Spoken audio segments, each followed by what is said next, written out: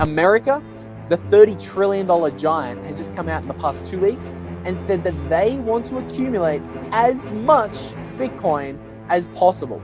You guys can see the headline, and don't get me wrong, it is crazy, but it is not nearly as the speech I am about to play for you guys from Donald Trump, where he name drops a couple of very interesting people, but also his plans for Bitcoin and America. So let's listen to this clip.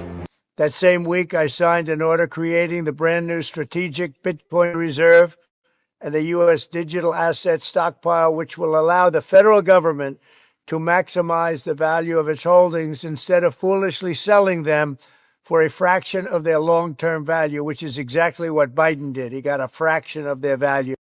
So America is now talking about maximizing their Bitcoin holdings. What exactly does maximizing look like? How much Bitcoin is America going to try to accumulate? Well, I actually have another video I want to play for you guys. This one might not be from Donald Trump himself, but this actually is from somebody in the Trump administration.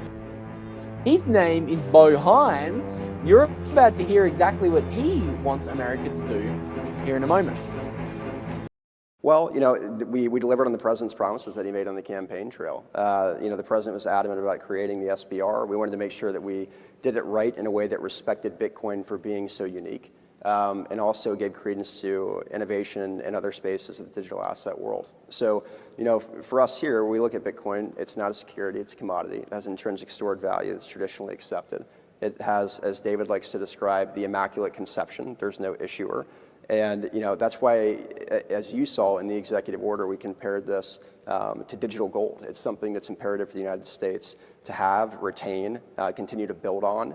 And I think that's worth pointing out that the way that this is constructed, we talked about ways of acquiring more Bitcoin in budget-neutral ways that won't cost the taxpayer a dime. And what I like to say about this president, I think it's high time that our president started accumulating assets for the American people, which is what President Trump is doing, rather than taking it away. And I think that's one thing that we really wanted to make clear in this executive order, and we're looking forward to working with our partners at Treasury and the Secretary of Commerce in order to find those budget-neutral ways in which we can acquire more. I've been asked all the time, it's like, how much do you want? And I said, well, that's like asking a country, how much gold do you want, right? I mean, as much as we can get. Well, that right there, that last line of that interview was huge. How much Bitcoin does America want? Well, as much as we can get. So how much is that? That's kind of what I want to answer in today's video. How much Bitcoin can America feasibly acquire? Because we do know right now, the number of Bitcoin available to acquire, well, it's dropping a little bit. This chart right here is showing us the available Bitcoin on exchanges over the past. This is a 3-year chart. So 3 years ago in mid-2022, there's about 3.3 million Bitcoin on exchanges based upon this crypto quant analysis. Again, I make that emphasization because every on-chain analysis firm tracks this a little bit differently. But the takeaway here is that today we only have 2.4 million Bitcoin sitting on exchanges. So we've gone from 3.3 to 2.4. We've just watched 800,000 Bitcoin pretty much say, adios, I'm out of here. Somebody's bought them. We don't know who, but all of this supply suffocation has happened at the exact same time that we're watching nation states from all around the world aggressively FOMO into Bitcoin. And now we have the largest nation state in the world say that they want to buy as much Bitcoin as possible. We really need to start asking ourselves the question, how much can they buy? Because we are seeing a little bit of an arms race right now for Bitcoin. Nation states all around the world want a piece of this thing. And there's just not enough of this thing to go around. Will North Korea increase their hacking attempts on other nation states around the world? Potentially. Okay, since the day that the United States officially established a strategic Bitcoin reserve through an executive order signed by Donald Trump, I think the world has changed. Here's the video for anyone who might have missed it of Trump signing this executive order. This video is just, as my buddy Brandon would say in the chat, absolutely electric.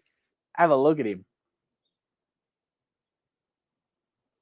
I think this is the moment that really did. Look at him. Look at him holding up that signature. I love that video. I think since this happens, since the world's global reserve currency issuer has said, yeah, you know what, we're also going to be accumulating a little bit of Bitcoin, I think this has started to change everything. As this tweet says, this is ultra bullish.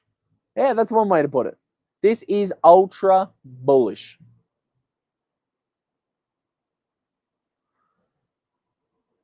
And this chart here, I just think it's ultra scary. Because these guys are simply just ripping the Bitcoin off the exchanges, and there is really no stopping it at this stage. As more and more nation states come to realize that you need Bitcoin,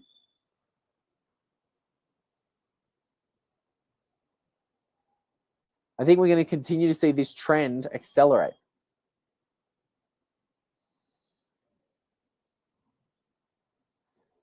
Now, what's really interesting is this isn't just a trend seen in the Bitcoin space. I'm going to be filming a video on this chart in the not too distant future. But again, I'll give the 1,028 of you guys on this live stream between Twitter and YouTube a little bit of secret sauce. I'm going to show you a video I'm prepping to record on Wednesday.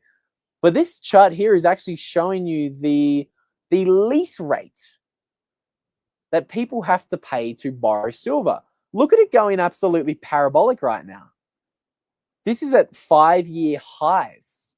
We've never seen the lease rate for silver this large. And I think the heading of this chart sums it up.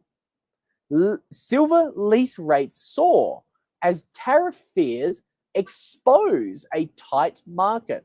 1 month rates remain elevated amid a drawdown in the London stockpile of metals. So we're seeing a supply suffocation in not only the Bitcoin space, but also the hard money, precious metals space, which is why we're seeing this chart look the way it does right now. Let's have a look at the questions, because McLovin here says that Saylor recommends 20% of the entire network for the USA. That is right. Saylor is urging America to buy 20% of the network. Quick maths says that's somewhere around 4 million coins.